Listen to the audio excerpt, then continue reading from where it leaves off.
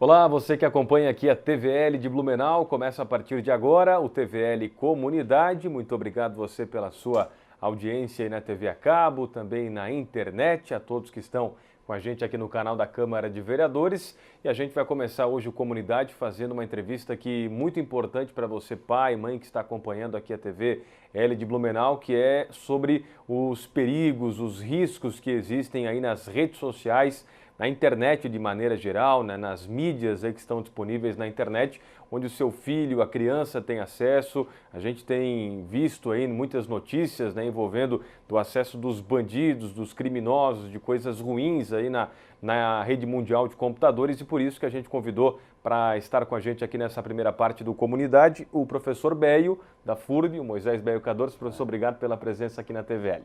Eu que agradeço e olá a todos que nos assistem. Professor, a internet, ela é realmente, né, a rede social, ela é perigosa? A gente pode fazer uma analogia entre a rede social e a internet como a rua. A rua, dependendo dos caminhos que a gente anda, a gente sabe que está protegido. Dependendo dos locais e dos horários que a gente passa, a gente sabe que a nossa integridade física também está em risco. A única diferença é que agora essa rua ela se digitalizou e está dentro da nossa casa, no quarto dos filhos e na palma da mão das crianças. E onde é que mora o perigo, professor? Que cuidados, né, que os pais devem ter, e se há formas, maneiras de o pai, a mãe controlar também o uso, né, da internet e da rede social pelo seu filho, pela sua filha? Tem alguns pontos que a gente pode listar. Primeiro é respeitar o padrão de idade de cada rede social. Do Facebook, a gente sabe que tem uma idade mínima para entrar naquela rede. Muitas crianças entram naquele ambiente digital alterando a sua idade. E automaticamente, quando se entra nesse ambiente, a probabilidade de se deparar com um conteúdo que não é interessante para a sua faixa de idade, ela é muito grande. Outro ponto que deve ser observado pelos pais, os outros ambientes digitais que essa criança está andando, como por exemplo um YouTube. Muitas vezes os pais não utilizam um YouTube Kids, utilizam o YouTube normal, e muitas vezes aquela criança ela está consumindo um conteúdo que ele é pertinente ao perfil do pai que se logou naquela conta. Ele vai receber uma publicidade que é nociva a ele. Muitas vezes essa publicidade é mais nociva do que alguém mal intencionado, porque já vai desde pequenininho moldando a mente da criança para um determinado direcionamento. No ambiente digital, assim como na rua, a gente está exposto a uma série de pessoas mal intencionadas. Se antigamente os pais davam aquele conselho, olha, não conversa com estranho na rua, não aceita doce de estranho, não abre a porta para ninguém, digitalmente a gente pode fazer a mesma coisa. Então, não aceite pessoas estranhas no seu perfil, não converse com pessoas que você não conhece. E assim por diante, não abra os links, né? Os links poderiam ser as balas, porque cada vez que a gente abre um link que não sabe para onde vai levar, pode estar instalando no celular alguma coisa que não é legal. E eu digo celular porque, segundo os dados do IBGE recentes, a gente sabe que 97% da população que acessa a internet faz isso pelo celular.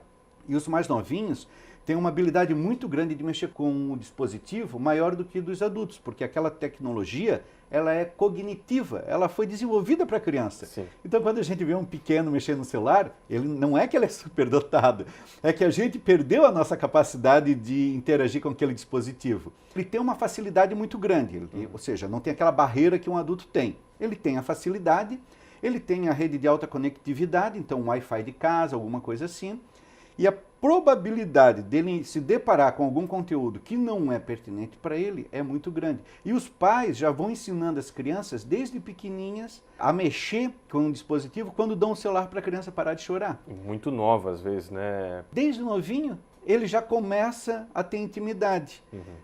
Levando em consideração, às vezes, a pressão social. E quando digo isso, é aquela criança que já recebeu um celular dos pais com 8, 10 anos de idade. Uma criança que não tem um celular aos seus 10 anos, ela sofre um bullying muitas vezes porque ela está por fora de muitos assuntos que os coleguinhas estão comentando. Sim. Se na nossa época não assistir uma TV ou não assistir um filme fazia a gente ficar de fora de uma conversa, imagina uma criança hoje sem o celular na mão. Tem um ambiente que é muito propício aos perigos. Com relação ao que os pais podem fazer, aí a gente tem um efeito cascata que pode ser feito.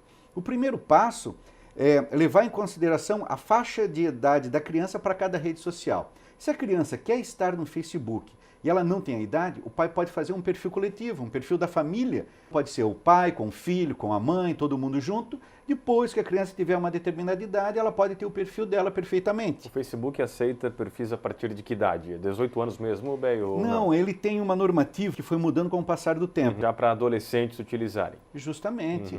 Grupos de WhatsApp, a criança forneceu um dado ali na rede social, alguém mal intencionado pegou aquele número e adicionou, que ali é uma rede restrita, gente, não tem como colocar um filtro, vamos supor. Sim. Mas assim como na rua eu não falo com estranho, se alguém te adicionou, mostra para o pai. É ensinar aquela criança, educar ela, olha, sempre que alguém estranho vier conversar contigo, mostra para o pai saber se é um amigo da família, se não é ou quem é. Para o bandido sempre vai levar o criminoso, né, o pedófilo, muitas vezes está na internet também, ele vai levar para o lado, olha, não conta para o pai, não conta para a mãe, porque se você contar ele vai te proibir, não vai deixar mais a gente conversar. É isso que a polícia sempre passa, né, professor? E aí como o pai pode tem algum programa, alguma coisa que a tecnologia oferece para ter esse acompanhamento mais de perto ou não existe, professor? Temos sim. O próprio Google tem uma solução para isso. A gente pode digitar aí Google Família, ele vai oferecer um produto que nos ajuda a colocar filtros, inclusive, um espelhamento de tela, muitas vezes para o pai saber o que a criança está vendo, um histórico de navegação, indo ali no Google, o que ela está pesquisando. Fazendo isso, conversando muito com a criança e de vez em quando dando uma blitz ali no celular, né, sem que a criança saiba, isso pode minimizar muitas vezes um dano maior.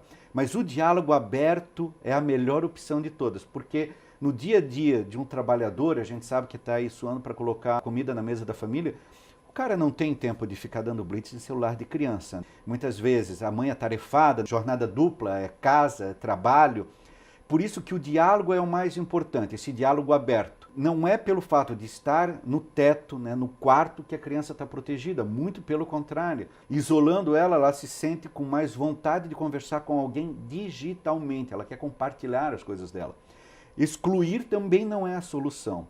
E o monitoramento constante dos aparelhos, como vamos supor, usando um aplicativo que espelha. O pai também tem que saber como usar isso, porque a gente tem que entender que uma criança tem curiosidade. Puxe pela memória as curiosidades que a gente tinha na nossa época, que perguntava na rua para os amiguinhos, ou em bancas de revistas, né? Hoje em dia ali, é tudo no Google, né? Tá tudo no Google. Então, a curiosidade é normal. O que o pai não pode pegar é, às vezes, punir uma criança porque ela teve a curiosidade de pesquisar alguma coisa na internet. Sabendo dessa informação, ela pode gradativamente colocando essas pautas dentro do que ela estiver conversando, os assuntos da família e assim por diante.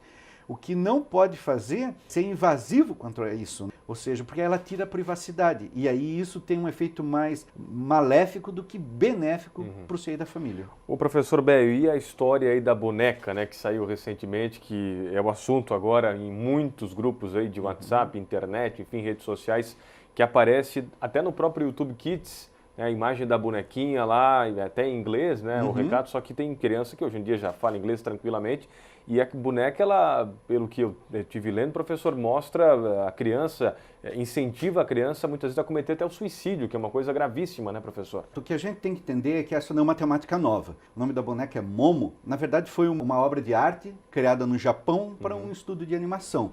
E ele foi usado como personagem, como poderia ter sido qualquer outro, como a Cuca, vamos supor, né, do nosso folclore brasileiro. Na nossa época daí, né? Justamente.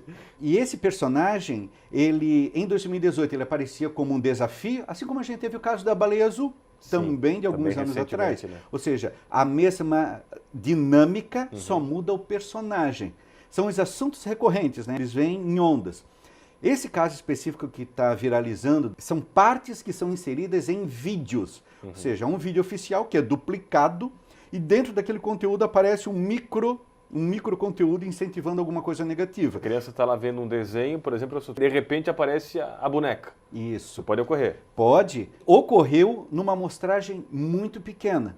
Muito pequena, que deve ser remanescente de 2018, alguma coisa que não foi pega pelo algoritmo do YouTube, por exemplo.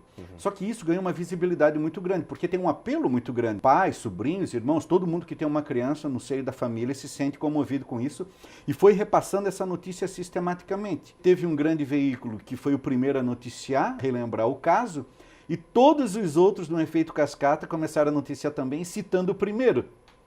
Mas a amostragem é muito pequena. E vale lembrar que o texto que é falado no vídeo, pelo que eu vi e tive acesso, talvez uma criança que domina o básico do inglês, ela não consiga entender na totalidade, mas impacta pela imagem da boneca, que é um personagem muito forte.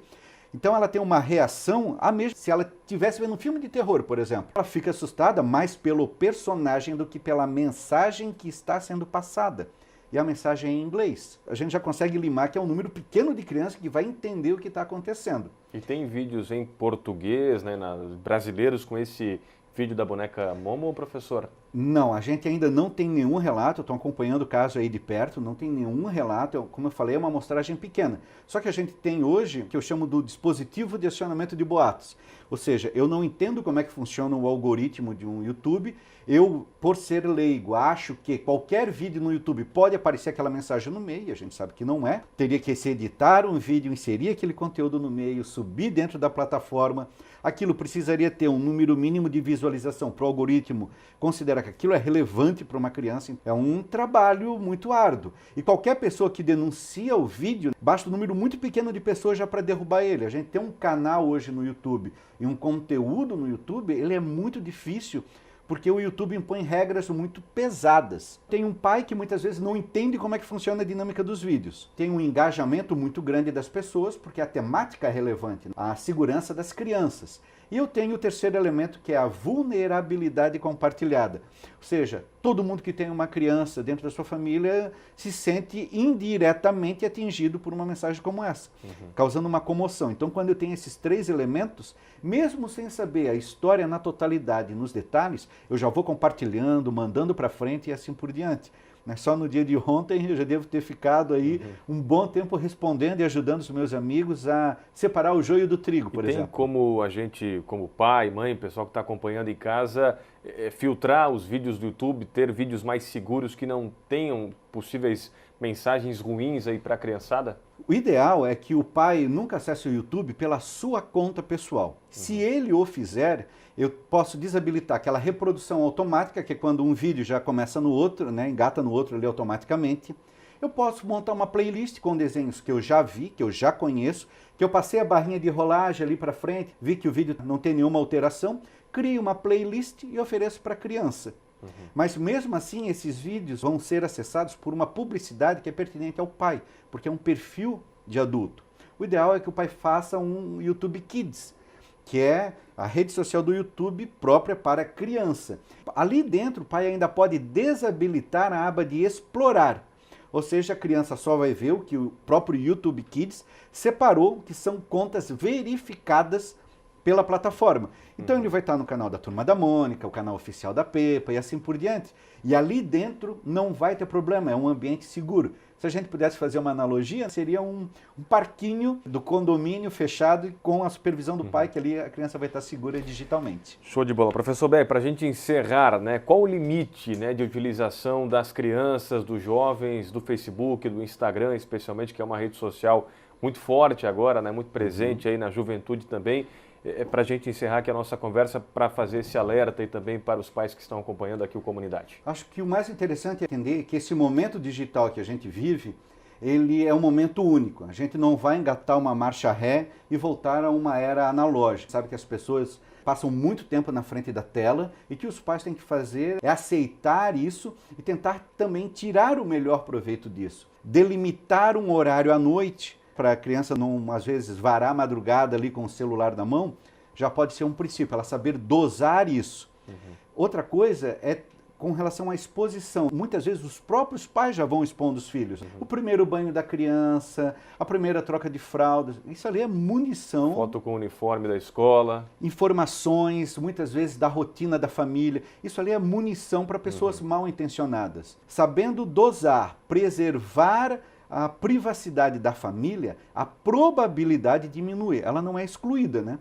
Mas a probabilidade de alguma coisa ruim acontecer, ela vai diminuindo gradativamente. Muitas vezes essa conversa com os filhos, esse ajuste, esse tempo offline para passar ao lado dos pequenos faz toda a diferença. Não pode delegar a nossa responsabilidade de pai para um dispositivo eletrônico, porque aí senão a gente só está empurrando o problema com a barriga. quanto mais os pais tiverem diálogo com os pequenos, menor a probabilidade de alguma coisa fugir do controle. Aproveitar bem aí as redes sociais, seu recado, né, Beio? É isso aí. Professor Moisés Beio Cardoso, especialista em redes sociais, agora doutorando, né? Professor da FURB, obrigado pela presença aqui na TVL, um abraço, Beio. Eu que agradeço e sempre que precisarem, estou às ordens. Valeu. Obrigado. TVL Comunidade, primeira parte aqui com o professor Beio, até daqui a pouco.